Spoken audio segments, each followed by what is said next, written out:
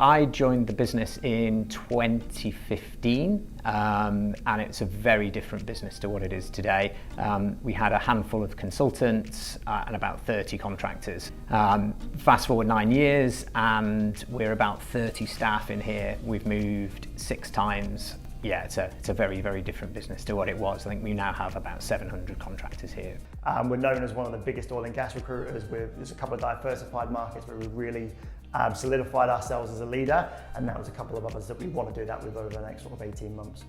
So we're really lucky with the sectors that we operate in, as they are continually growing. There's a lot of space in Singapore still for the manufacturing sites.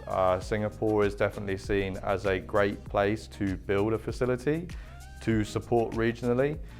So there will be a lot of chemical, life science, semiconductor data center projects for us to get involved in. We'll be very fortunate that we can probably bring more members into the team to support those projects. Singapore is a bit of a hub for most of these sectors across Southeast Asia and Asia, and I guess APAC as a wider region. There's a lot of projects that are coming into Singapore in each of those sectors, and in short, they're all growing sectors. Oil and gas, which is our main business, has been quite large in Singapore for quite a while, and we've had a dominant position in that. But the newer sectors, we've taken a relatively market-leading position in a relatively short period of time, because we've hired good people and focused on those sectors. So each of our sectors is an exciting place to be at the moment, whether it's a established sector or a newer, more diversified sector outside of oil and gas. Day to day, a lot of my role is new business development, growth strategy for each of our offices, each of the countries we're in, particularly in renewables. It's a big region for particularly solar, a lot of wind. So I'm working with the teams in each country how we can build those business units. I'll probably be on the phone for a lot of the day. I work with lots of people across the whole of APAC, so that's something I really love about my job, is that I get to speak to all departments across the whole company. So I'm talking to Ops, BD, all of our support functions. I'll probably be on the phone to someone most of the day. Just generally working on pulling our bids together, working with Belinda, who's our junior bids and tenders exec, who's helping me, hopefully pulling together a really good submission.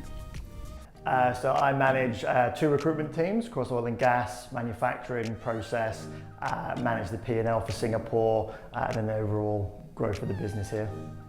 So I engage with the wider business across all the sectors, looking to upsell RPO and MSP solutions into the clients we already have, and then work with all the regions as well in trying to open up new doors with clients and broaden those relationships to RPO and MSP services.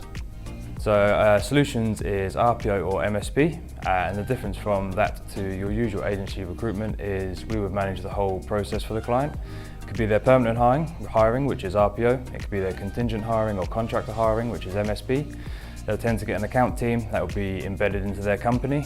We could take some technology, and it will tend to be a 3 to 5 year agreement focusing on either a location or a region, but that can expand to additional services and then even to a global scale. Speaking to key client contacts, trying to pull more roles for NES to fill.